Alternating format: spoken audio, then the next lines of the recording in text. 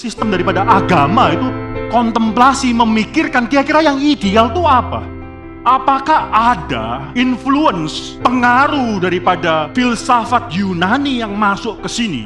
Mereka yang menolak melakukan baptisan kepada bayi, mereka menjadikan baptisan itu sama dengan keselamatan. Karena kan ketika orang itu dibaptiskan, maka pada hari itu, saat itu juga mereka diselamatkan. Kalau kita adalah orang yang beribadah itu adalah suatu pattern, hidup kita adalah hidup yang mencontoh di atas.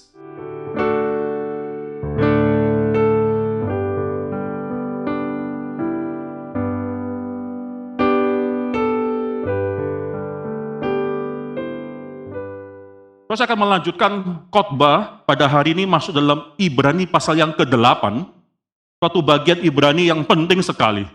Ibrani pasal 8, saya akan membacakan sebelumnya dari ayat yang ke-26, pasal 7 ayat 26 sampai pasal 7 ayat ke-28, lalu saudara membacakan bersama-sama pasal 8 ayat 1 sampai ayat yang ke-6.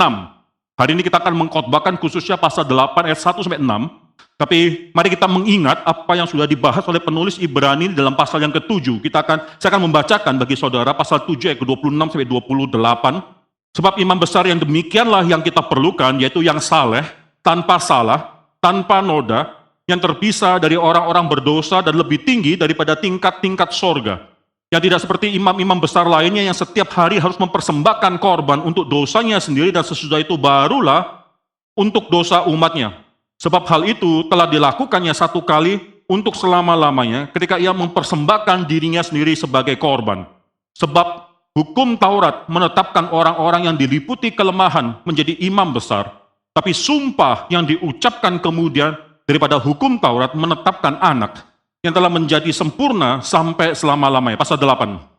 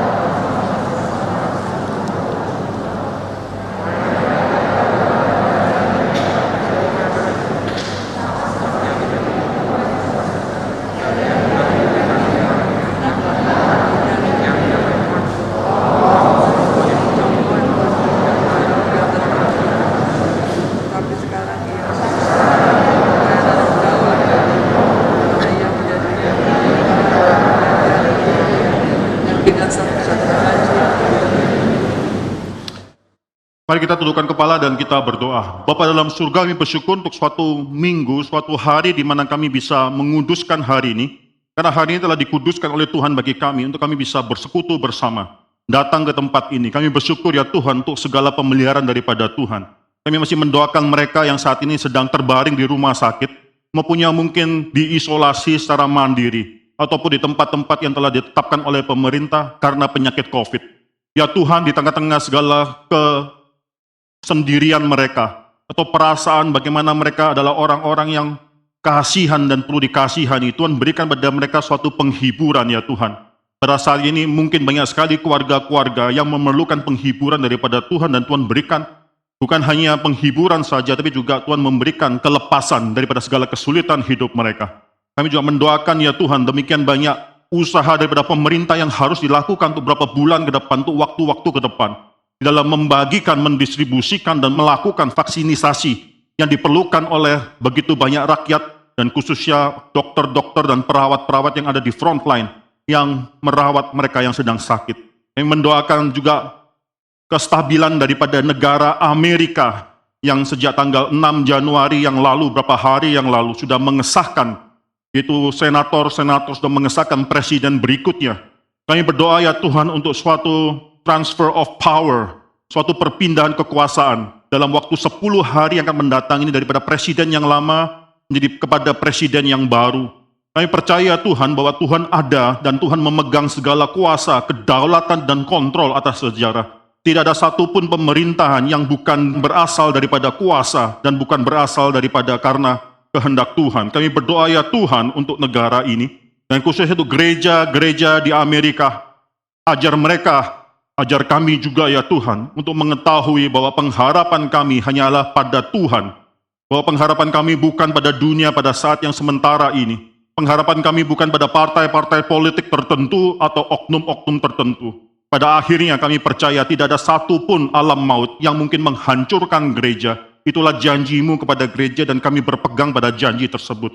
Kami bersyukur ya Tuhan karena dalam setiap hal yang kami lalui, yang kami alami, baik dalam hidup kami secara pribadi, maupun hidup kami sebagai satu bangsa, ataupun hidup daripada kerajaan Tuhan di atas permukaan bumi ini. Kami memiliki Tuhan yang terus membentuk kami. Berdoa untuk mereka sekali lagi yang ada di Amerika untuk 10 hari ke depan. Kiranya kehendak Tuhan dinyatakan dan kemuliaan Tuhan dapat membentuk gereja di sana dan juga kami ya Tuhan. Kami serahkan pemberitaan firman Tuhan pada pagi hari dalam tangan Tuhan.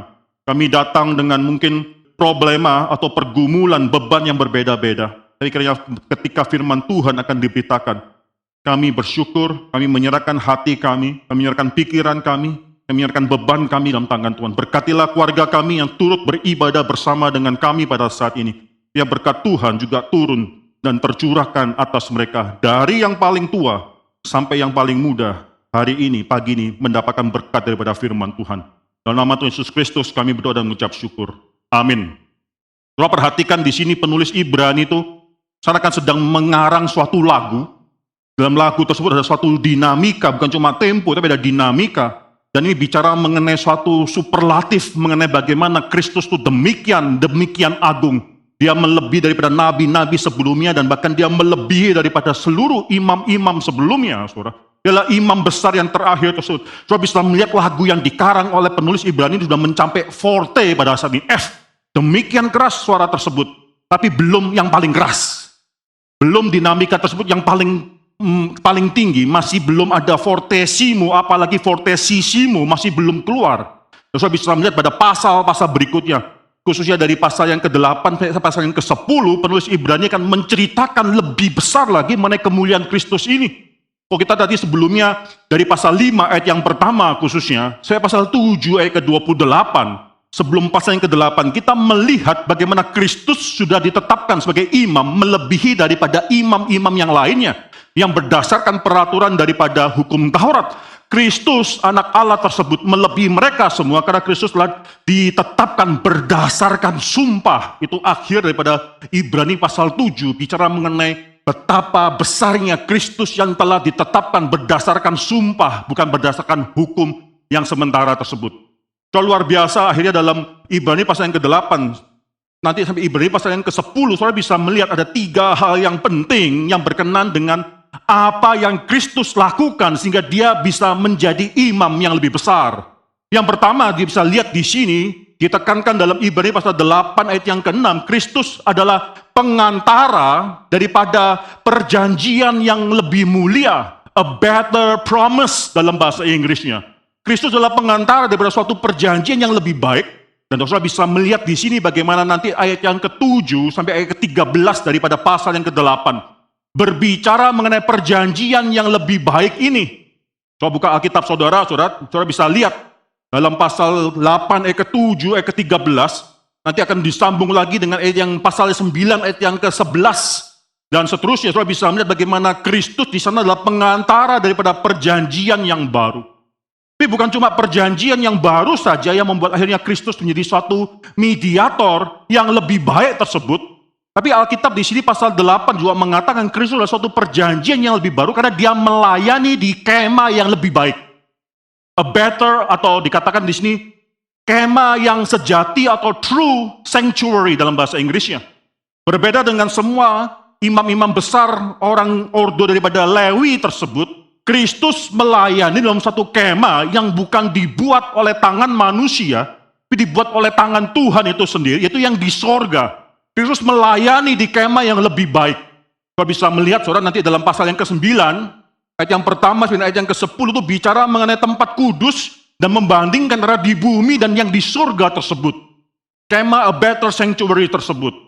Tapi bukan hanya itu saja, dan Kristus bisa melakukan semua ini karena dia, Ibrani pasal 8 ayat yang ketiga, semua imam besar ditetapkan untuk mempersembahkan korban.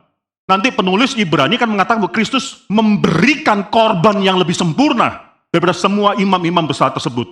Imam-imam besar daripada suku Lewi hanya memberikan korban yang adalah binatang yang tidak bisa, dikatakan oleh penulis Ibrani, tidak bisa mengampuni dosa manusia, tidak bisa mengampuni dosa manusia. Tapi Kristus nanti akan memberikan dirinya sendiri. Itu korban yang jauh lebih sempurna. Bukan cuma kita mendapatkan suatu promise yang lebih baik, suatu janji yang lebih baik, suatu janji yang lebih mulia, bukan cuma itu yang kita dapatkan. Kita mendapatkan hasil pekerjaan, pengorbanan dari seorang imam besar yang mengorbankan sesuatu yang lebih baik, saudara. Itu yang dimaksudkan oleh penulis Ibrani, dan saudara bisa melihat nanti dalam Ibrani pasal yang ke-10 dan seterusnya sampai ayat yang ke-18. Itu bicara mengenai persembahan yang lebih sempurna ini, apa yang Kristus lakukan bagi kita. Saudara, kita belum mencapai fortissimo, belum. Saudara, kita baru sampai forte. Ini suatu lagu yang makin lama akan semakin lebih keras secara volume untuk memberitakan mengenai siapa Kristus, dan kita harus mempersiapkan diri kita untuk melihat kemuliaan daripada Kristus yang demikian penting bagi penulis Ibrani di sini, saudara. Ada beberapa hal yang penting yang kita harus lihat di sini. Nanti kita akan menyimpulkan, nanti dalam akhir khotbah ini saya akan menyimpulkan mengenai 5 hal yang menjadikan mengapa Kristus jadi imam yang lebih penting, lebih besar ini. Tapi sebelumnya kalau saudara perhatikan, dalam ayat yang ke-1, saudara, pasal 8 yang ke-1 itu kata satu kalimat yang sangat penting sekali, yang mengatakan di sana bahwa imam besar, kita mempunyai imam besar yang demikian, such is the great priest we have, yang duduk di sebelah kanan takhta yang maha besar di surga. Kata duduk, saya tidak akan capek mengulangi, karena kata ini adalah satu kata yang demikian penting bagi penulis Ibrani. Karena tidak ada satupun imam-imam besar daripada imam-imam dan imam besar, khususnya imam besar daripada suku Lewi yang memiliki hak untuk duduk, tidak ada. Kalau saya perhatikan sekali lagi, saudara, Ibrani pasal yang ke-10 sekali lagi, kalau kita buka Ibrani pasal 10, dan ini mungkin ketiga kali saya bicara mengenai Ibrani pasal yang 10 agak jump ahead, dan mungkin dalam pembahasan daripada mengenai Kristus sebagai imam besar ini saya akan ulangi berkali-kali lagi mengenai kata duduk di sini, saudara. Ibrani 10 ayat 11. Sekali lagi di sana dikatakan selanjutnya setiap imam besar, ada suatu kata yang missing dalam bahasa Indonesianya, berdiri melakukan tiap-tiap hari pelayanan dan pelayanannya dan ulang-ulang mempersembahkan korban yang sama sekali tidak dapat menghapuskan dosa. Mereka harus berdiri. Mengapa? Tidak pernah tuntas pekerjaan mereka. Mereka harus berdiri. Mengapa? Karena mereka pun dosanya itu masih banyak. Mereka tidak seharusnya bisa mewakili semua manusia itu untuk akhirnya semua umat Tuhan, lalu memberikan pengampunan Tuhan kepada mereka, karena mereka pun mediator yang berdosa, saudara. Jadi tidak ada suatu tempat bagi mereka, suatu kesempatan bagi mereka untuk duduk. Karena mereka pun adalah mediator yang berdosa. Tapi nanti dikontraskan dengan suatu kalimat, tetapi ia, yaitu Kristus, telah mempersembahkan hanya satu korban saja, yaitu dirinya sendiri. Korbannya demikian berbeda dengan semua korban-korban yang sebelumnya. Setelah mempersembahkan hanya satu korban saja karena dosa, ia duduk. Itu kontras, duduk untuk selama-lamanya. Tadi berdiri, tidak bisa duduk, sekarang dia duduk untuk selama-lamanya di sebelah kanan daripada Allah. Kata duduk ini demikian penting. Mungkin ada suatu pertanyaan yang kita bisa munculkan, kalau ternyata seluruh yang dilakukan oleh imam-imam dan imam besar suku Lewi tersebut tidak bisa menghapus dosa. Mengapa harus dilakukan? Mengapa harus repot-repot dilakukan? Ini mungkin jadi suatu pertanyaan yang penting, bahkan kalau saya perhatikan, dan Ibrani pasal 8 ayat ke-5, pelayanan mereka dikatakan di sana. Pelayanan daripada imam-imam dan imam besar suku Lewi tersebut, pelayanan mereka adalah gambaran dan bayangan daripada apa yang ada di sorga. Ya, saudara, ini satu hal yang penting sekali, bahwa itu bukanlah yang asli. Bahkan dikatakan itu tidak bisa menyelamatkan. Lalu mengapa harus terus dilakukan? Karena satu alasan yang penting ditulis dalam Ibrani pasal 8 ayat ke-5. Karena apa yang mereka lakukan itu adalah gambaran, di sana dikatakan apa? Gambaran dan bayangan, atau dalam bahasa lainnya itu contoh dan kopi atas apa yang ada di surga. Maka tetap penting, walaupun tidak bisa menyelamatkan, tetap ada suatu pelayan yang penting, karena dalam dunia sementara ini manusia sebelum pergi ke surga, melihat ada gambaran surga tersebut melalui pelayanan mereka. Sangat penting sekali, saudara. Bahkan Calvin pernah mengatakan, saudara, semua yang dilakukan oleh perjanjian lama, baik itu sunat, maupun mungkin mempersembahkan korban, atau mungkin dalam perjanjian baru dalam hidup gereja kita lakukan dengan sakramen baptisan dan sakramen perjamuan kudus. Semua itu memang tidak menyelamatkan, itu bukanlah anugerah itu sendiri, itu hanyalah tanda yang kelihatan bagi suatu janji yang tidak kelihatan. Itu hanyalah suatu tanda saja. Tapi mengapa manusia perlu tanda tersebut?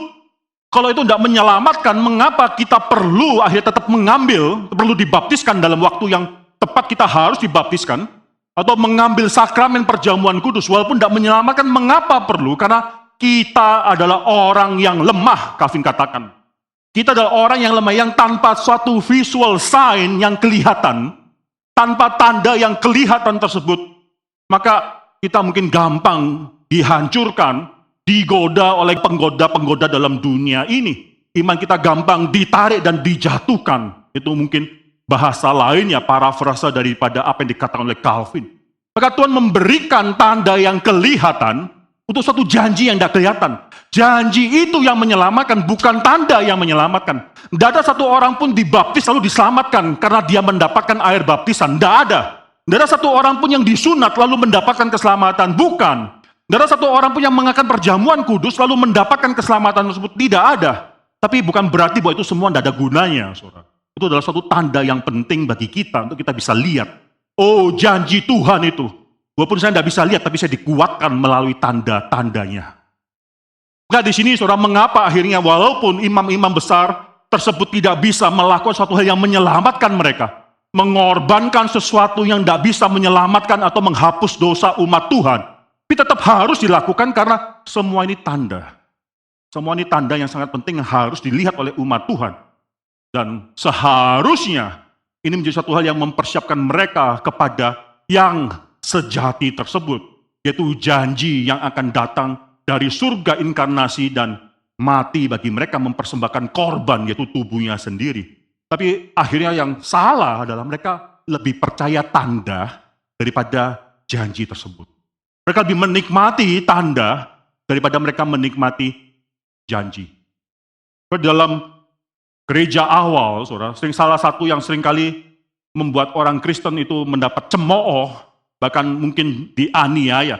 Orang Roma, saudara, tidak keberatan dengan orang Kristen kalau mau memuja dewa yang lain. Mereka tidak keberatan karena ada kumpulan dewa-dewa dalam kepercayaan orang Roma. Tapi akhirnya orang Roma melihat, Romawi, Yahudi melihat bahwa ada suatu hal yang aneh dengan kepercayaan orang Kristen. Mengapa? Karena orang Kristen itu tidak ada tanda yang kelihatan. Tidak ada priest, tidak ada imam, tidak ada korban yang mereka sembelih. Semua agama melakukan hal tersebut. Orang Kristen tidak ada imam, tidak ada korban yang mereka sembelih, bahkan tidak ada lagi yang namanya tempel bait Allah. Itu menjadi suatu hal yang mereka katakan, suatu hal yang menjadikan iman Kristen suatu hal yang inferior. Itu rendah. Mengapa? Kami memiliki tanda-tanda yang bisa kelihatan. Kami memiliki suatu hal yang sangat visible sekali. Tapi justru bagi penulis Ibrani, fakta bahwa kita sekarang tidak lagi memiliki imam, fakta bahwa kita tidak lagi memiliki korban yang harus dipersembahkan, fakta bahwa kita tidak lagi memiliki suatu bait Allah, atau dalam Ibrani tidak pernah pakai kata bait Allah, tapi pakai kata kemah suci. Kita memiliki semua itu, fakta itu menunjukkan bahwa iman Kristen justru lebih superior. Mengapa? Karena imam besarnya sudah ke sana satu kali, tidak keluar lagi. Imam besarnya sudah ke surga dan tidak perlu. Bahkan dikatakan dalam Ibrani pasal 8 ayat keempat, sekiranya dia di bumi ini, maka dia tidak mungkin bisa menjadi imam. Mengapa? Karena di sini di bumi telah ada orang-orang yang mempersembahkan persembahan menurut hukum Taurat. Sekiranya Kristus tidak pernah kembali ke surga, maka dia tidak pernah bisa menjadi imam besar. Kristus kembali ke surga, dalam Yohanes pasal 16 ayat yang ke-7, Yesus Kristus katakan kepada murid-muridnya, lebih baik, lebih berguna bagi kamu kalau saya kembali. Karena ketika dia kembali menunjukkan bahwa dia adalah imam besar yang selama-lamanya. Kalau dia masih di bumi ini, tidak ada gunanya bagi kita. Kalau dia masih di bumi ini, maka dia adalah orang yang berada di bawah hukum Taurat. Ada imam-imam, demikian banyak imam-imam yang lainnya, imam-imam besar yang melakukan tugas keimaman mereka berdasarkan hukum Taurat. Tidak perlu dia. Tapi faktanya adalah dia sudah kembali, maka dia melakukan suatu hal yang luar biasa. Jadi kita bicarakan mengenai 5 hal berkenaan dengan imam besar yang Kristus yang demikian agung ini. Coba perhatikan di sini, saudara. Di sini dikatakan bahwa yang mereka lakukan, kelima sekali lagi, pasal 8 yang kelima, pelayanan mereka, pelayanan daripada imam-imam Lewi tersebut, pelayanan mereka adalah gambaran dan bayangan. Saudara, apa itu gambaran dan bayangan? Ini bukan suatu hal yang abstrak. Tidak, seakan mereka lakukan suatu hal yang mereka pikir mirip dengan apa yang harus dilakukan. Tidak. Gambaran di sini adalah dalam bahasa Grikanya hypodeigma, itu kata aslinya hypodeigma. Lalu gambaran dan bayangan di sini dalam bahasa aslinya lebih tepat diterjemahkan sebagai kopi, saudara, skia, kopi. Jadi apa yang mereka lakukan itu berdasarkan apa yang ada di surga tersebut. Ini menjadikan pelayanan mereka juga tetap penting sebenarnya. Selama itu hanyalah cuma menjadi tanda, bukan anugerah itu sendiri. Saudara, di sini saya mau membahas kalimat yang pertama, yaitu gambaran hypodeigma tersebut dalam bahasa Grikanya. Saudara, berkali-kali dalam Alkitab, dalam kitab Ibrani, disebutkan juga dalam Ibrani pasal yang keempat. Coba kita buka. Ibrani pasal yang keempat, ayat yang ke-11. Ya, Ibrani pasal 4 yang ke-11 itu hypodeigma keluar di sana. Kita coba melihat apa artinya hypodeigma, gambaran ini, dalam konteks daripada ayat yang berbeda-beda. Karena itu baiklah kita berusaha untuk masuk ke dalam perhentian itu supaya jangan seorang pun jatuh karena dari sana hypodeigma keluar. Mengikuti contoh ketidaktaatan itu juga. Hypodeigma, yaitu menjadi serupa dengan mereka yang tidak taat. Jadi jangan sampai kita menjadi serupa dengan orang-orang Israel yang tidak taat sehingga mereka tidak bisa masuk dalam tanah perjanjian. Itu maksud di sana. Menjadi serupa dengan mereka. Coba kita baca dalam Yohanes. Ya, kitab Injil Yohanes pasal yang ke-13. Coba kita buka Yohanes pasal yang ke-13 ayat yang ke-15. Sebab aku telah memberikan suatu teladan. Kata teladan di sana dasarnya adalah hypodeigma, suatu contoh. Suatu hal yang bisa diteladani, bisa ditiru. Sekali lagi di sini saudara saya bacakan, sebab aku telah memberikan suatu hypodeigma kepada kamu supaya kamu juga berbuat sama seperti yang telah kuperbuat kepadamu. Ini bicara mengenai bagaimana kita harus meneladani Kristus. Bicara mengenai discipleship, pemuritan. Ada suatu yang kita tiru daripada Kristus. Ada suatu contoh yang kita bisa turunkan dan kita bisa lakukan dalam dunia ini. Kristus itu bukan cuma ide besar yang sulit dilakukan, tidak. Itu contoh hidup kita. Itu suatu pattern yang kita bisa lakukan. Ketika dia menanggung salib, kita pikul salib. Ketika dia harus menyangkal diri, kita juga menyangkal diri kita. Kita mencontoh, itu hypodeigma. Kita bisa lihat daripada ayat yang lainnya, misalnya Yakobus pasal 5 ayat yang ke-10. Saudara-saudara, turutilah teladan penderitaan dan kesabaran para nabi, yang telah berbicara demi nama Tuhan. Di sana kita diajak untuk menuruti hypodeigma, mencontoh, bukan cuma menuruti teladan, tapi menghidupi hidup mereka, yaitu para nabi-nabi dan penderitaan mereka dan kesabaran para nabi yang telah berbicara demi nama Tuhan. Kita mencontohi hidup orang-orang sebelum kita, perjuangan mereka dan selanjutnya. Terus seringkali kemarin dalam pertemuan antara saya, hamba Tuhan, pembina remaja dan orang-orang tua remaja, pemuda, ada suatu pertanyaan yang keluar, bagaimana kita bisa menjadikan remaja kita mungkin lebih mencintai gereja, lebih mengerti perjuangan daripada sinode GRI, gerakan ini, dan seterusnya. Sebenarnya simple, hypodeigma. Itu bagaimana kita sebagai orang tua memberi contoh, teladan kepada mereka. Mereka hidup itu adalah refleksi daripada hidup kita. Kalau kita gampang keluar kata kasar, jangan heran kalau anak-anak kita juga gampang keluar kata kasar. Kalau kita gampang akhirnya marah di rumah dengan kemarahan yang mungkin tidak bisa kita kontrol, jangan heran mereka akan mencontoh hal tersebut. Cara bicara kita akan dicontoh oleh anak kita. Karena apa? Karena itu mereka cuma menuruti teladan. Bagaimana akhirnya membuat mereka bisa mencintai gereja? Saya tanya orang tua, bagaimana orang tua mencintai gereja? Bagaimana orang tua akhirnya mencintai mereka yang ada dalam gereja? Bagaimana bisa membawa mereka akhirnya meneladani suatu semangat perjuangan di dalam gerakan reform Injili? Orang tua bagaimana? Apakah engkau menjadi teladan bagi mereka? Apakah engkau menginginkan mereka mencontoh teladan, meneladani engkau? Itu semua tergantung daripada orang tua. Jangan menganggap pendidikan anak-anak remajamu pemudamu tanggung jawab gereja. Bukan. Sekali lagi saya katakan gereja itu second layer. Bekerja bersama dengan orang tua.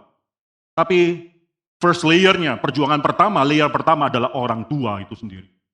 Kalau di sini saudara hipodegma, menjadi teladan. Itu menggunakan kata hipodegma tersebut. Kita bisa mencontoh. Menjadi imitators yang meniru, meneladani, menghidupi cara hidup. Baik itu nabi-nabi sebelum orang-orang yang sebelum kita yang berbicara dalam nama Tuhan, demi nama Tuhan, atau Kristus anak Allah itu sendiri. Kalau kita baca 2 Petrus, kalau kita buka 2 Petrus saudara, 2 Petrus pasal yang kedua. 2 Petrus pasal yang kedua ayat yang ke-6. 2 Petrus pasal 2 ayat 6, dan jikalau Allah membinasakan kota Sodom dan Gomora dengan api, dan dengan demikian memusnahkannya dan menjadikannya suatu peringatan, itu hipodegma, saudara. Ya, suatu peringatan maksudnya adalah suatu contoh bagi mereka, suatu peringatan, suatu contoh untuk mereka yang hidup fasik di masa-masa kemudian. Apa yang Tuhan lakukan di masa yang lalu, termasuk penghakiman Tuhan bagi Sodom dan Gomora, itu cuma suatu contoh, example. Suatu hari nanti dalam penghakiman yang terakhir, Yesus sendiri katakan, Kapernaum, Kapernaum, engkau akan lebih dihakimi lebih daripada Sodom. Kalau Sodom melihat apa yang kulakukan pada saat itu, kota itu pasti akan ada sampai saat ini. Tapi Kapernaum, engkau telah menolak apa yang kulakukan, apa yang kukatakan, maka engkau pasti akan dibuang ke dalam tempat yang lebih rendah tersebut. Saudara, contoh demikian penting. Maka di sini, saudara, sangat penting sekali kita melihat kembali dalam kitab Ibrani. Mari kita buka kitab Ibrani pasal yang ke-8.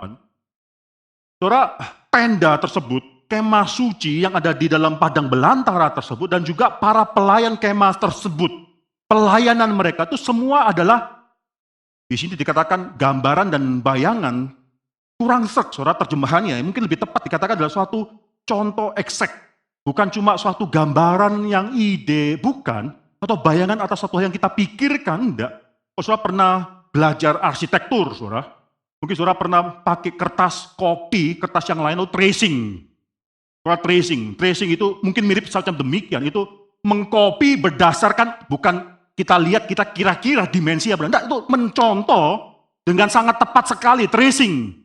Kita taruh kertas tersebut di jendela atau di tempat di mana bawahnya ada terang. Lalu kita mengikuti garis, sehingga jiplak itu mungkin lebih tepat. Menjiplak apa yang ada di atas. Itu maksudnya di sini, saudara.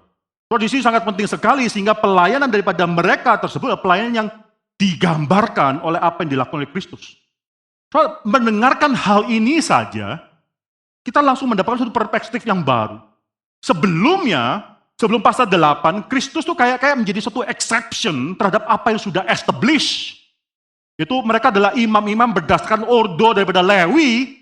Nah sekarang Kristus menjadi satu exception, bahwa Kristus ditetapkan sebagai suatu dengan sumpah, dengan ordo daripada Melkisedek. Berbeda, mereka yang norm, Kristus yang exception. Sekarang dikatakan pelayanan mereka adalah bayang-bayang.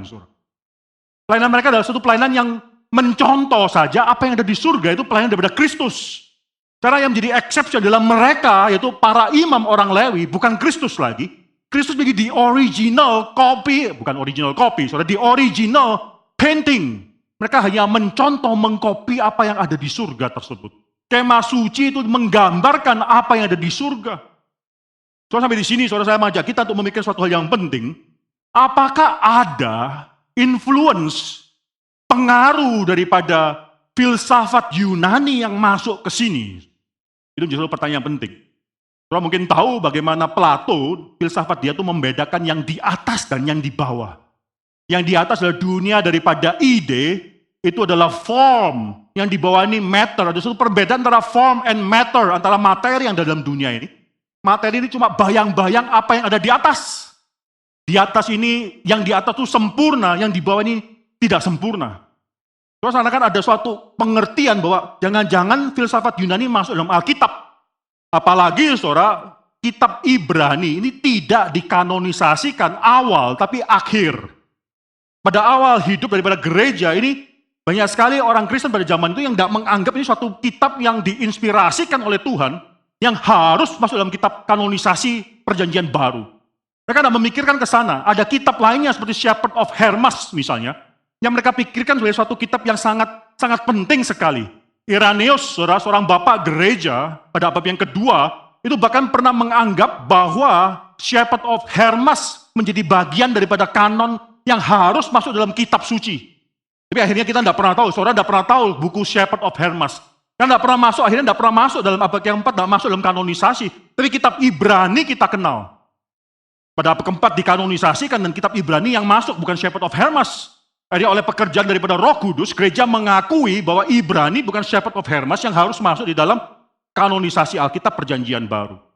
Tapi ada orang yang memikirkan mungkin Gnosticism, mungkin filsafat daripada Yunani sudah makin lama makin masuk dalam gereja, dan memang akhirnya saudara bisa melihat bagaimana gereja pada medieval itu sudah dipengaruhi juga oleh Platonism atau khususnya juga Neoplatonism. Gereja membedakan misalnya dua layer antara yang sacred dan yang secular. Pekerjaan-pekerjaan yang kudus dan pekerjaan-pekerjaan yang biasa, yang sekular. Menjadi hamba Tuhan itu satu hal yang kudus, sacred. Tapi menjadi orang yang membersihkan jalan atau membenarkan sepatu pada saat itu. Atau pekerjaan-pekerjaan yang biasa saja, cocok tanam, berdagang dan seterusnya. Itu satu pekerjaan yang sangat sekular sekali, yang rendah. Ini masuknya filsafat Yunani masuk dalam hidup gereja pada saat itu. Memang pernah gereja dipengaruhi. Tapi apakah Alkitab dipengaruhi oleh filsafat Yunani? Ketika kita bicara mengenai kemah di dalam dunia ini adalah cuma suatu bayangan, kopi daripada kemah yang di surga. Ini kan bahasa daripada Plato. Sangat mirip sekali dengan bahasa daripada Plato. Bahkan Plato juga mengatakan yang di atas dunia ide, dunia form, itu dunia yang sempurna. Yang di bawah ini yang tidak sempurna. Saya seringkali menggunakan satu sampel atau contoh yang sangat mudah sekali kalau saudara menggambarkan lingkaran. Saudara bisa coba sekarang, kalau ada bolpen, coba gambarkan lingkaran yang sesempurna mungkin. Saudara membuat gambar lingkaran, tetap peot, saudara. Tetap ada yang tidak sempurna. Mengapa? Karena ide mengenai lingkaran yang sempurna itu adanya cuma di sana. Ide doang, tidak ada di sini. Kita tidak bisa menggambarkan yang sempurna. Coba gambar sesempurna mungkin, sebaik mungkin. Bahkan pakai jangka, saudara coba gambar. Saudara dibesarkan dengan kacamata pembesar, dengan mikroskop kelihatan ujung atau tepi daripada lingkar itu ada ridges-nya, saudara. Ada ripple-nya. Tidak sempurna. Tidak licin 1%. Mengapa? Karena pensilnya juga tidak sempurna. Semua yang ada dalam dunia ini tidak sempurna. Plato melihat ketidaksempurnaan dalam dunia ini. Tapi dia tidak bisa menjelaskan. Plato melihat bahwa dunia ini memang tidak sempurna. Ada kematian, ada suatu perbuatan daripada manusia yang tidak sempurna. Tapi dia tidak bisa menjelaskan bahwa ketidaksempurnaan tersebut datang karena manusia bukan Tuhan. Dan apalagi manusia sudah berdosa. Plato bukan hanya tidak bisa menjelaskan mengapa dunia tidak sempurna. Plato tidak bisa menjelaskan apa solusinya. Tidak ada konsep keselamatan dalam pemikiran daripada Plato itu tidak ada. Tidak ada konsep daripada salvation, apalagi salvation daripada luar manusia. Baik Plato maupun juga Socrates, mereka percaya mengenai konsep daripada nyawa, eternal soul, mereka percaya. Tapi bagi mereka eternal soul tersebut adalah soul yang terus berreinkarnasi. Masuk, mati dan hidup daripada orang-orang selanjutnya. Mereka tidak ada konsep yang break the history, itu tidak ada. Mereka tidak ada konsep mengenai bagaimana keselamatan dari luar manusia masuk ke dalam sejarah manusia. Tidak ada konsep tersebut. Bahkan dewa-dewa mereka, ala-ala mereka hidupnya mirip seperti manusia yang berdosa. Dewa mereka bisa cemburu, dewa mereka bisa akhirnya merebut istri dewa lain untuk menjadi istrinya sendiri. Dewa mereka bisa melakukan perjinahan dan seterusnya. Tidak ada konsep keselamatan yang adalah kerusakan. Demikian juga dalam pemikiran daripada Plato, ketika Plato memikirkan mengenai dunia yang ide tersebut. Dan dunia yang di sini, itu adalah cuma bayangannya dia, dari mana dia tahu ada dua level tersebut. Nggak mungkin dia bisa mengatakan hal tersebut. Maka demikian berbeda pemikiran Plato dengan pemikiran apa yang dikatakan oleh Alkitab. Dan saya akan menekankan 3 hal yang penting, yang membedakan Ibrani pasal 8 ini dengan pemikiran daripada filsafat Yunani. Sekali lagi saudara, 3 hal yang penting yang membedakan pemikiran daripada penulis Ibrani dalam Ibrani pasal 8 dengan filsafat Yunani. Sebelum saya menceritakan hal itu, saudara, Aristotle, kalau saudara pernah melihat gambaran daripada Raffaello mengenai The School of Athens, di mana satu gambar yang demikian besar itu ada di Vatikan. Saya pernah lihat dalam satu ruangan gambar tersebut, itu ruangan daripada Raffaello, itu gambaran yang demikian besar, The School of Athens. Oh di sana saudara-saudara bisa melihat ada semua banyak sekali filosof-filosof di Athena. Oh ada 2 filosof yang besar itu Plato dan Aristotle. Dan hanya mereka yang di tengah berdiskusi, Plato menunjuk ke atas, nanti Aristoteles menunjuk ke bawah, saudara. Plato sedang mengajarkan, dia bawa buku namanya Timaeus, mengajarkan mengenai the eternal world and the temporary atau physical world. Dunia yang eternal, dunia yang kekal, dan dunia yang sementara. Itu Plato ajarkan, dia menunjuk kepada atas. Yang sementara, itu adalah dunia yang bisa berubah, tapi yang kekal, dunia yang tidak bisa berubah. Plato mengerti mengenai hal ini. Yang di atas adalah dunia yang tidak bisa berubah. Oleh karena itu adalah dunia yang bisa dipikirkan dengan contemplation, dengan kontemplasi, dan seterusnya. Dunia yang di bawahnya dunia untuk sensasi, dunia untuk opini, dan seterusnya. Tapi bukan dunia daripada para filosof. Filosof memikirkan yang eternal, the unchanging, yang tidak bisa berubah. Aristoteles menghadap daripada berseberangan dengan Plato, dan dia menunjuk ke bawah, bawa buku namanya Etika. Dia menunjuk ke bawah, yang real adalah dunia yang di sini. Jadi dia berlawanan dengan gurunya sendiri. Plato adalah guru daripada Aristoteles. Plato mengatakan dunia di sana yang penting. Aristoteles mengatakan enggak, di sini yang penting. Tapi baik Plato maupun Aristoteles secara general, saudara, filsafat daripada Yunani itu membedakan atas dan bawah. Dalam kosmologi daripada Aristoteles Ptolemy, itu dunia dibedakan antara dunia yang celestial di atas dan dunia yang terestrial di bawah, bumi ini.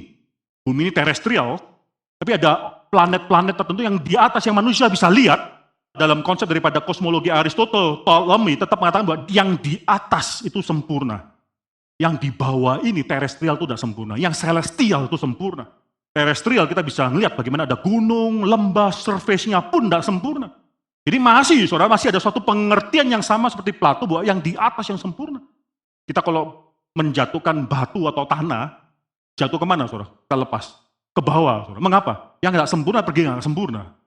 Jadi kalau api nyalain, dulu nggak begini ya, nggak tahu lah api ya. Api kemana? Nggak ada api yang pergerakannya ke bawah itu nggak ada. Selalu ke atas. Mengapa? Karena api itu lebih sempurna. Menuju pada yang sempurna yang ada di atas. Sama, saudara, Plato atau Aristoteles memikirkan mengenai perbedaan dua dunia. Yang di atas itu pasti sempurna. Sampai suatu hari pada abad yang ke-17, Galileo pakai teropong dia dan membawa dan meneropong bulan. Karena bulan itu mirip di atas, tapi mirip seperti di bumi. Ada kawahnya, ada gunungnya. Permukaan bulan itu enggak smooth, enggak, tapi ada kawah-kawahnya tersebut. Kalau dia membawa dan melihat matahari, ternyata matahari ada sunspots. Saudara tahu ya sunspots? Itu ada kayak titik-titik di matahari, enggak sempurna juga. Saudara, di sini sebenarnya Alkitab sudah mengatakan, mengajarkan kepada kita, baik yang di atas maupun yang di bawah memang enggak beda, karena sama-sama diciptakan oleh Tuhan. Yang membedakan, itu manusia sudah berdosa atau belum. Setelah berdosa, maka dunia ciptaan ini dikutuk oleh Tuhan. Itu yang membedakan dunia sebelum manusia berdosa dan sesudah manusia berdosa. Saya tidak bicara mengenai hal itu, saudara. Tapi konsep mengenai sempurna dan tidak sempurna, sacred dan sekuler, dua layer tersebut itu ada pemikiran daripada filsafat Yunani. Nah, apakah sekarang Alkitab, penulis Ibrani di sini terpengaruh oleh hal tersebut? Saya katakan tidak, ada 3 alasan. Yang pertama, saudara, ini sangat penting sekali. Yang pertama, Plato ketika dia memikirkan mengenai dunia form yang lebih sempurna tersebut adalah suatu spekulasi. Tidak pernah dia pergi ke sana, tidak pernah. Tidak pernah dia datang di sana dan menceritakan apa yang ada di sana, tidak pernah. Plato hanya berspekulasi mengenai perbedaan dunia form dan dunia materi. Apa dasar daripada pengajaran Plato? Tidak ada dasarnya. Tapi coba perhatikan di sini. Coba perhatikan di sini ayat yang ke-5. Ya, pelayanan mereka adalah gambaran dan bayangan dari apa yang ada di surga, sama seperti yang diberitahukan kepada Musa ketika ia hendak mendirikan kemah. Lalu kutip, ini perkataan Tuhan langsung. Ingatlah, demikian firman-Nya, bahwa engkau membuat semua itu menurut contoh yang telah ditunjukkan kepadamu. Tuhan yang memwahyukan. Luar biasa, jadi memang ada kayak similarity antara Ibrani pasal 8 ini dengan filsafat daripada Yunani, tapi berbeda, sangat berbeda sekali. Ini Tuhan sendiri yang memwahyukan. Bahkan saudara bisa melihat di sini, contoh yang telah ditunjukkan kepadamu di atas gunung itu, ada suatu pengertian, bukan cuma Musa mendapatkan pengertian secara verbal dan menginterpretasikan. Tidak, Musa melihat, ditunjukkan, shown to you, secara visual. Musa dibawa untuk melihat surga, dan Musa melihat apa yang dari surga, dia akhirnya melakukan. Itu menjadi contoh apa yang dia kerjakan di bumi ini.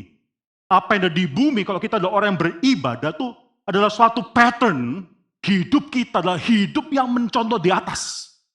Hidup kita adalah hidup yang memandang ke atas. Jangan mau sama dengan orang dunia melihat ke samping.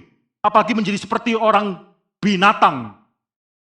Kalau kita hidup di satu zaman modern yang mengatakan bahwa manusia pun itu hanya binatang yang berevolusi. Jadi kalau binatang melakukan hubungan homoseksual, dan banyak sekali binatang melakukan hubungan homoseksual, manusia lumrah juga menginginkan hubungan homoseksual. Bukan masalah moral, bukan masalah dosa, itu lumrah dilakukan oleh dunia binatang. Maka kita yang adalah binatang juga bisa melakukannya juga. Tidak usah bicara mengenai standar moralitas daripada Tuhan dan seterusnya. Karena kita hanya mencontoh. Saudara, Alkitab mengatakan tidak, kita mencontoh yang di atas. Kita mencontoh hidup daripada Kristus. Kalau Kristus pernah menyangkal dirinya sendiri, dia akhirnya pernah memikul salib, kita juga diminta melakukan yang sama. Kita dibangkitkan bersama dengan Kristus, kita menderita bersama dengan Kristus, kita akan dimuliakan bersama juga dengan Kristus. Kita mencontoh hidup yang ada di atas. Itu pemimpin kita, imam besar kita yang sudah menang. Tapi bukan hanya itu saja, ya Alkitab mengatakan Tuhan yang sudah mewahyukan, Tuhan yang memberikan wahyu tersebut. Bukan Musa yang mengira-ngira kira-kira kayak apa ya surga itu. Bukan itu. Itu adalah agama. Agama adalah imajinasi manusia untuk mencoba menerka-nerka apa keinginan daripada Tuhan. Tapi dalam kekristenan Tuhan yang memwahyukan dirinya. Tuhan yang memberikan kepada Musa yaitu membawa dia untuk melihat surga dan jangan lupa engkau akan membuat kemah suci seperti gambarannya di surga dan Musa membuatnya. Dan apa yang dia lihat berbeda sekali dengan Plato. Yang kedua, bukan cuma itu saja, karena wahyu Allah ini dan ketaatan Musa, maka saudara bisa melihat ada kemiripan, kita bisa melihat ada kemiripan antara kemah yang di bumi tersebut, yang dibuat oleh tangan manusia, oleh Musa, dengan kemah yang sejati, yang bukan dibuat oleh tangan manusia itu. Kita bisa meyakini ada satu kemiripan. Setiap kali kita melakukan sakramen, baptisan, perjamuan kudus yang kita lakukan tersebut, itu bukanlah cuma fragmen daripada ide manusia. Tidak, itu diinstitusikan oleh Kristus. Diberikan oleh Allah sendiri. Sehingga mengapa kita melakukan sakramen? Karena taat kepada Allah. Karena taat kepada kepala gereja, kita melakukan sakramen tersebut. Maka di sini sih luar biasa sekali. Sistem daripada agama itu kontemplasi, memikirkan kira-kira yang ideal itu apa. Tapi dalam kekristenan, saudara, itu wahyu. Dari atas ke bawah, bukan dari bawah ke atas. Keselamatan juga demikian. Keselamatan bukan manusia memikirkan kira-kira yang baik bagi Allah itu apa. Yang bisa diterima bagi Allah itu apa. Cilakalah kita kalau kita sudah bertahun-tahun mendengarkan firman Tuhan, tapi masih memikirkan bahwa keselamatan itu adalah usaha manusia. Apa yang kita pikirkan? Tidak, di atas mimbar ini diberitakan terus-menerus. Bahwa keselamatan bagi engkau dan bagi istrimu, bagi suamimu, bagi keluargamu adalah karena apa yang Tuhan lakukan. Dari atas ke bawah. Dari atas ke bawah. Luar biasa sekali, saudara. Luar biasa sekali.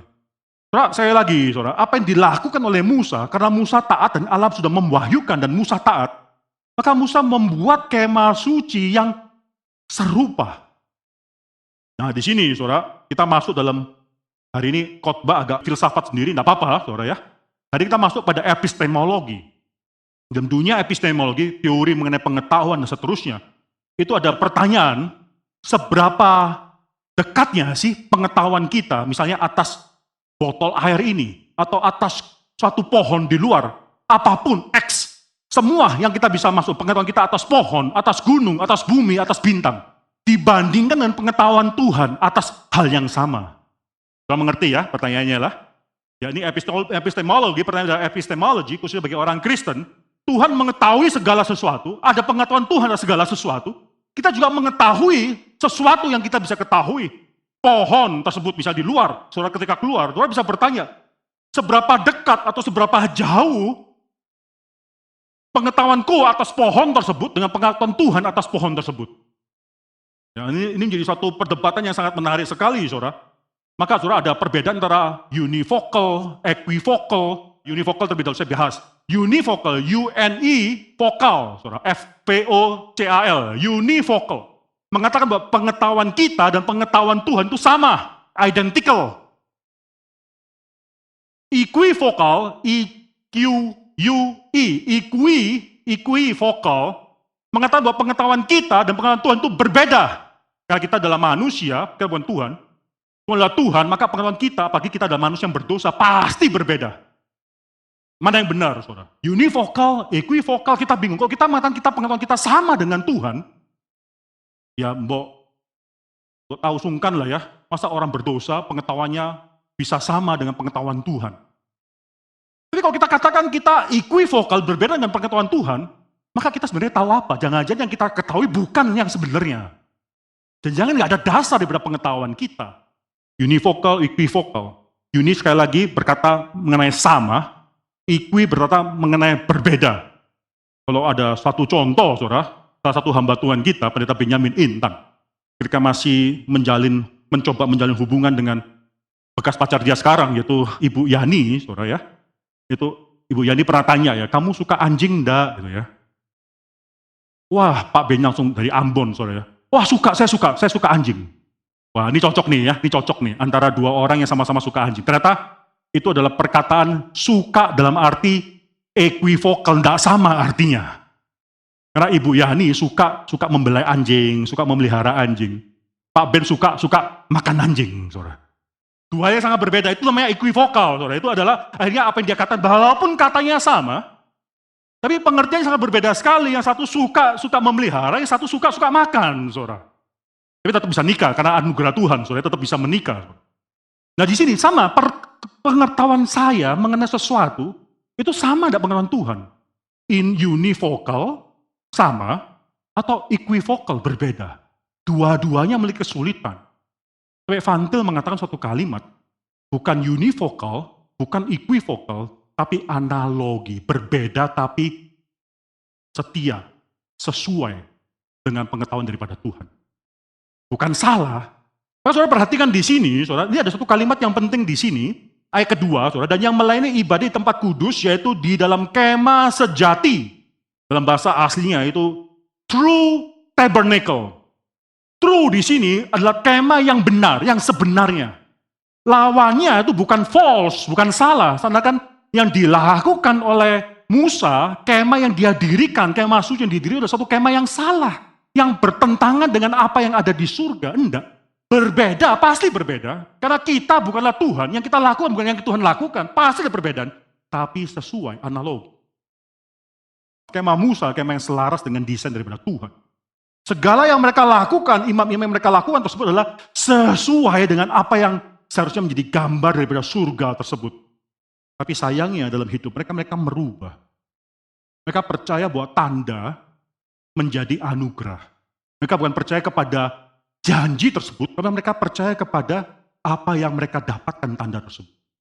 Sunatkah, korbankah, hukum Taurat itu menjadi satu jaminan keselamatan bagi mereka.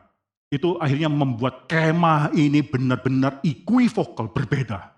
Bukan lagi analogis.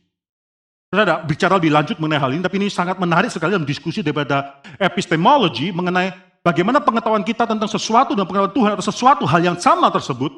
Maka paling tidak di sini kalau kita berdasarkan diskusi daripada kemah, gambaran di surga dan juga gambaran di bumi tersebut, itu menjadi suatu hal yang mengertikan atau memberikan pengertian yang berbeda, itu analogi.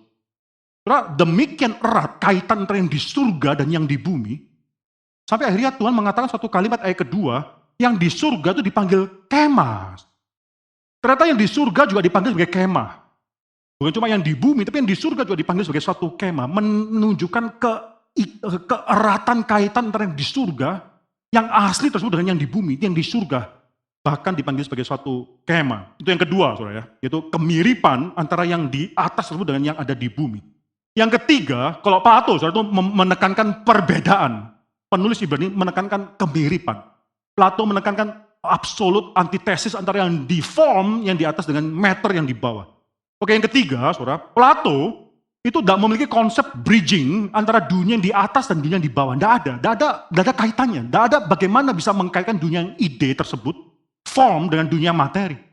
Kalau saya perhatikan dalam penulisan Ibrani di sini, bridge yang mengkaitkan dunia yang di atas dengan dunia yang di bawah ini, dengan sorga, kemah yang sejati dengan kemah yang menjadi bayang-bayang adalah apa? Kristus. Ada bridge-nya.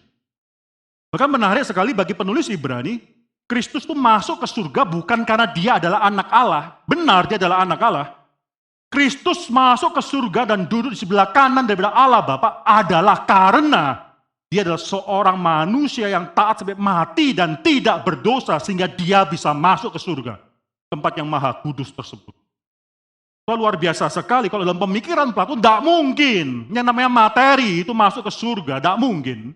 Tidak mungkin namanya materi masuk di dunia form, itu tidak mungkin karena suatu perbedaan yang demikian sangat besar sekali.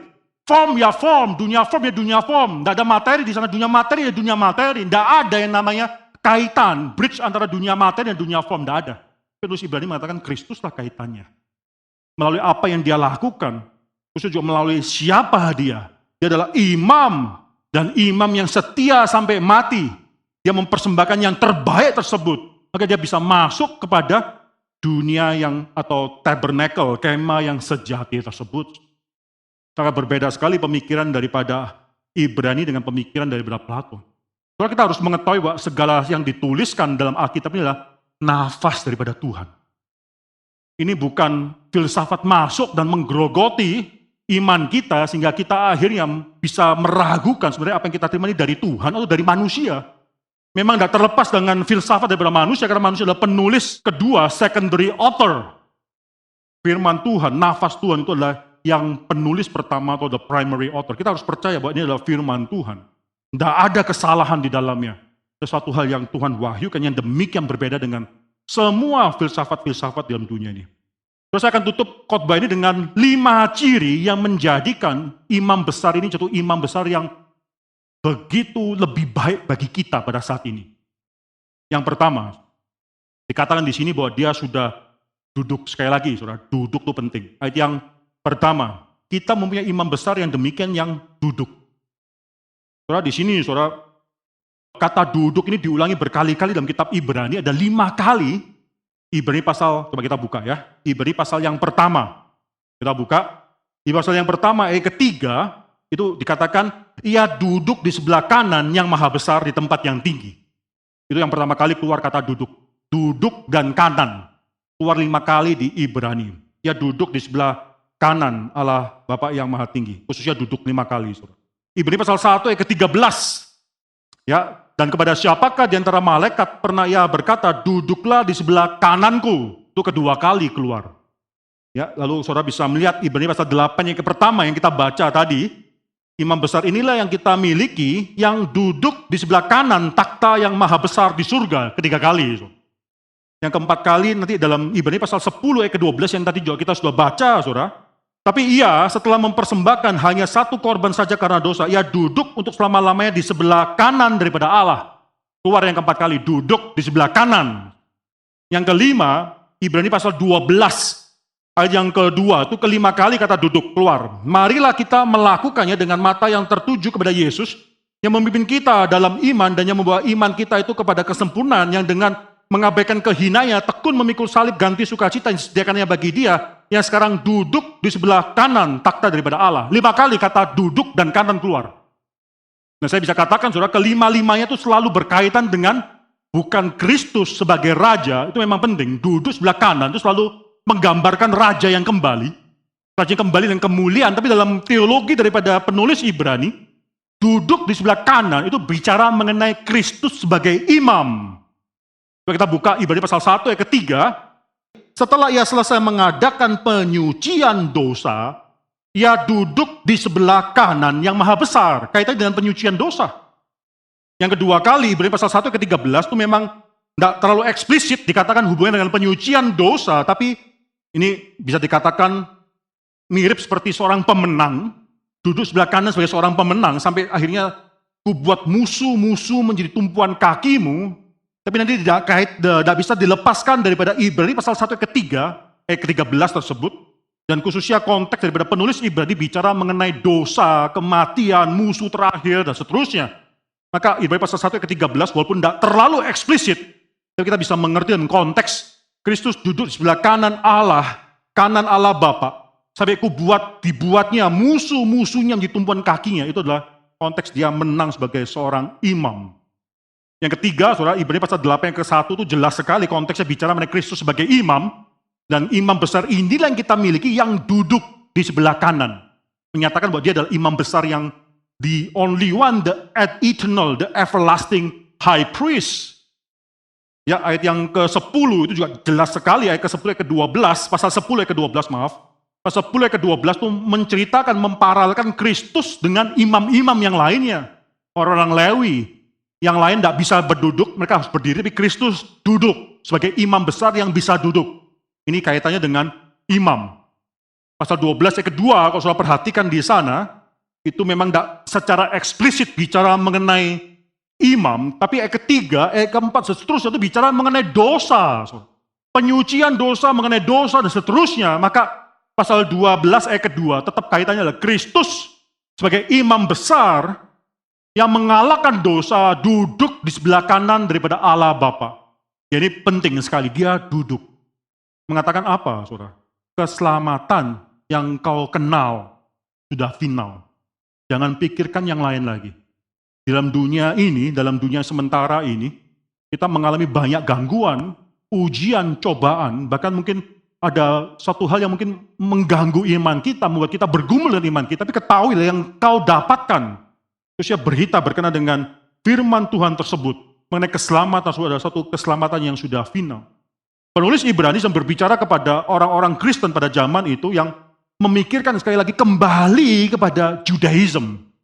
Terus Ibrani katakan jangan, itu cuma bayangan, itu cuma kopi daripada yang sejati. Kamu sudah dapatkan yang sejati, jangan mau kembali kepada yang kopi. Kau sudah menikmati yang sejati. Dan saya bisa katakan hari ini kepada seluruh jemaat GRI Karawaci juga, bahwa engkau sudah mendapatkan yang sejati tersebut. Engkau tidak mendapatkan kopi, engkau sudah mendapatkan yang sejati. Ya dia duduk. Kedua, bukan cuma duduk saja, dikatakan di sini dia duduk di sebelah kanan daripada Allah Bapa. Itu penting sekali. Dikatakan di sini bahwa dia duduk di sebelah kanan daripada Allah Bapa, menyatakan bahwa sekali lagi pekerjaan dia sudah tuntas. Yang membedakan perjamuan kudusnya kita dengan perjamuan kudusnya orang Roma Katolik adalah fakta pengertian ayat ini. Dalam Roma Katolik, mereka masih merasakan bahwa setiap kali mereka menjalankan perjamuan kudus, itu sacrifice. Kristus masih melakukan sacrifice. Maka mereka katakan bahwa roti itu menjadi, substansinya menjadi tubuh Kristus. Anggur substansinya menjadi darah Kristus. Pada saat itu, priest atau imam dalam gereja Roma Katolik itu menghadap, membelakangi seluruh jemaat, menghadap pada salib Kristus, di atas masih ada tubuh Kristus. Itu seakan-akan mengatakan di hadapan Allah, kami masih mempersembahkan sacrifice. Bahkan mereka percaya roti berubah menjadi tubuh Kristus, anggur berubah menjadi darah Kristus, menyatakan bahwa mereka masih mempersembahkan sacrifice di hadapan Tuhan. Martin Luther merubah hal ini. Martin Luther mengatakan dia menghadap jemaat, menyatakan belas kasihan Tuhan kepada jemaat. Posisi ini pun satu hal yang teologis. Menghadap, membelakangi jemaat atau menghadap jemaat, itu teologis sekali, saudara. Di sini salibnya orang Protestan kosong. Tidak ada, mengapa? Karena dia sudah duduk di belah kanan Allah Bapa yang di surga. Takhta daripada yang maha besar. Dia sudah duduk. Dia tidak kembali, dia tidak turun-turun lagi. Tapi terlebih lagi dalam pemikiran daripada Calvin, kalau Martin Luther masih tidak konsisten, Martin Luther mengatakan bahwa tetap tubuh atau roti tersebut substansinya berada bersama dengan substansi daripada tubuh Kristus. Anggur tetap berada substansinya bersama dengan darah Kristus. Itu membawa kembali Kristus turun daripada surga. Calvin mengatakan tidak.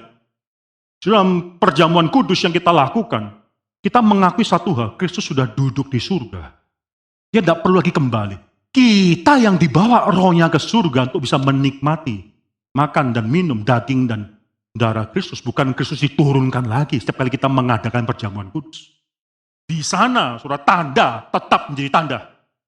Tanda bukanlah keselamatan. Sakramen yang kita lakukan, yang kita lihat dengan mata kita, sakramen baptisan, sakramen perjamuan kudus, itu hanyalah tanda atas suatu hal yang sudah sempurna dikerjakan oleh Kristus. Tanda. Bukan berarti tidak penting, tapi bukanlah keselamatan itu. Saudara, mereka yang menolak melakukan baptisan kepada bayi, infant baptism, gereja reform melakukan, bayi yang baru lahir sebisa mungkin tidak perlu tanpa delay dibaptiskan. Itu kita percaya satu hal, bahwa itu adalah tanda. Mereka yang tidak mau melakukan hal itu dan dengan alasan, bukankah nanti waktu besar mereka bisa mengingkari iman mereka? Mereka menjadikan baptisan itu sama dengan keselamatan. Karena kan ketika orang itu dibaptiskan, maka pada hari itu, saat itu juga mereka diselamatkan. Lalu ntar besar bagaimana? Nanti kalau mereka mengingkari iman mereka bagaimana? Tanpa mereka sadar, orang besar pun dibaptiskan juga bisa mengingkari iman mereka. Bisa juga. Yang kedua, saudara, seringkali kita tanpa sadar juga, mungkin yang seringkali mengabarkan Injil di rumah sakit, memiliki pemikiran yang demikian, ini orang sudah lagi mau mati. Kalau dia sudah mau mati, telepon. Him, pendeta Budi, wah tidak bisa dikontak. Saya tidak bisa dikontak. Lalu terjadi suatu pemikiran, saya yang baptiskan aja. Ya kan? Saya baptiskan, belum mati, emergency, pendetanya nggak bisa dikontak. Atau macet, atau whatever lah. Nggak bisa dikontak, sekarang saya membaptiskan karena ini emergency. Calvin katakan tidak perlu. Tidak perlu, karena apa? Karena itu cuma tanda, bukan keselamatan. Cuma tanda atas suatu janji yang tidak kelihatan, tanda yang kelihatan. Calvin katakan tidak perlu orang itu dibaptiskan. Yang membaptiskan tetap adalah mereka yang sudah diordain, dikhususkan dalam memberitakan firman Tuhan dan membaptiskan. Selain daripada itu, Calvin katakan tidak perlu. Mengapa? Tanda. Mengapa? Karena yang itu sudah duduk dan tidak pernah datang lagi, tidak perlu. Yang itu sudah duduk di sebelah kanan, sudah tuntas yang dia lakukan. Keselamatan itu bukanlah yang kita lakukan secara visual, secara fisikal, bukan. Tapi sudah tuntas dia genapkan. Itu yang pertama duduk, yang kedua adalah duduk, arti duduk di sebelah kanan daripada Allah di dalam takhta yang maha besar. Selama-lamanya dia duduk. Yang ketiga, yang penting di sini, saudara, dia bukan cuma duduk di surga. Yang kedua, ayat kedua, kalau perhatikan di sana, Ibrani pasal 8 yang kedua. Dan yang melayani ibadah di tempat kudus. Dia akan duduk di sana diam-diam, tidak melakukan apa-apa. Dia tetap menjadi pelayan. Dia melayani tempat yang maha kudus. Nah, ini bersuka cita kita mengetahui satu hal, bahwa dia masih melayani. Berarti satu hal, bahwa dia bukanlah orang yang seperti imam-imam sebelumnya. Mereka semua tidak melayani kita. Imam-imam besar itu adalah imam-imam besar yang sudah mati. Mereka bukan imam besar yang tetap bisa melayani kita. Siapa yang kita kenal? Harun kah? Kayafas kah? Atau siapa yang kita kenal? Imam besar siapa yang kita pernah kenal? Semua sudah mati. Tidak bisa terus melayani. Jadi imam besar yang kita miliki adalah imam besar yang terus melayani bahkan di tempat yang maha kudus tersebut. Tuntas pekerjaan dia. Kita mengatakan dia juga tetap melayani di tempat atau kemah yang sejati itu. Yang keempat, saudara, yang terakhir di sini, kita bisa katakan bahwa dia menjadi miliknya kita. Coba kita baca yang pertama di sini, saudara. Inti segala yang kita bicarakan itu ialah kita mempunyai imam besar. Itu kalimat yang sangat menguatkan kita. Dia bukan cuma jauh di sana, melihat, memperhatikan, hendak kita memiliki imam besar macam demikian. Itu punyanya kita. Miliknya kita, saudara. Tidak ada satupun dari kita bisa mengatakan kita memiliki Harun. Tidak bisa. Mengapa? Karena Harun sudah mati. Dia hanya melayani satu zaman tertentu dan setelah itu dia mati. Kita bisa mengatakan bahwa kita memiliki imam-imam besar yang lainnya. Tidak bisa. Tapi kita memiliki imam besar itu. Alkitab dengan sangat uniknya di sini penulis Ibrani bukan mengatakan bahwa dia memiliki kita. Tapi kita memiliki dia. Kita yang memiliki dia. Kita yang memiliki imam besar yang semacam demikian ini. Ada satu ayat yang sangat indah sekali, coba kita buka, Mazmur. Mazmur pasal 118. Ya, Mazmur pasal 118. Coba kita baca ayat yang ke-14. Mazmur 118 ayat yang ke-14. Penulis Mazmur di sini mengatakan suatu kalimat, Tuhan, Yahweh itu kekuatanku dan mazmurku. Bahkan di sini dikatakan di sana, Ia telah menjadi keselamatanku. Yahweh menjadi milikku. Yahweh menjadi keselamatanku. Inilah janji Tuhan kepada umat Tuhan. Kalau kita buka Kejadian, saudara. Ini juga dikatakan kepada Abraham. Kejadian pasal yang ke-15. Sayangnya dalam bahasa Indonesianya, terjemahan ini memang susah. Ayat yang pertama, terjemahan ini memang sulit. Ada nuansa yang berbeda, tapi saya akan bacakan dalam bahasa Indonesianya, saudara. Janganlah takut Abraham, akulah perisaimu, upamu akan sangat besar. Translation lain, terjemahan lain adalah janganlah takut Abraham, akulah perisaimu, akulah upamu yang besar itu. Bukan upamu dalam mengikuti aku yang menjadi sangat besar sekali. Tidak, akulah upamu. Yahweh mengatakan, akulah milikmu. Akulah inheritance yang kau miliki tersebut. Dan pada hari ini, saudara, kita dikuatkan dengan berita firman Tuhan ini, yang mengatakan kepada kita, bahwa imam besar itu adalah milik kita. Imam besar itu milik kita. Sebab imam besar seperti inilah yang kita miliki. Itu menjadi satu kekuatan bagi kita, bagi keluarga kita. Mereka tundukkan kepala dan kita berdoa. Bapa dalam surga, kami bersyukur ya Tuhan untuk semua firman Tuhan yang bisa kami dengarkan, yang bisa hamba-Mu khotbahkan pada hari ini. Bersyukur untuk demikian besarnya imam besar, demikian lebih baiknya imam besar yang kami miliki. Kami bukan memiliki imam besar daripada suku Lewi, tapi kami memiliki imam besar yang adalah anak-Mu sendiri, yang akhirnya tidak merasakan kesamaan dengan Allah sebagai suatu hal yang harus dipertahankan, tapi yang telah berinkarnasi. Dan sekarang dia sudah kembali dan dia lebih baik, lebih berguna bagi kami semua, bahwa dia kembali ke surga kepada Allah Bapa. Ya Tuhan, kami bersyukur untuk finalitas daripada keselamatan yang kami miliki. Kami bersyukur untuk imam besar yang kami miliki ini. Kiranya dalam pergumulan hidup kami sehari-hari, ketika kami melalui hidup yang sementara ini, keluarga demi keluarga mendapatkan suatu penghiburan, mengetahui bahwa keselamatan mereka bukan karena usaha mereka. Keselamatan mereka adalah karena mereka memiliki imam besar yang demikian besar.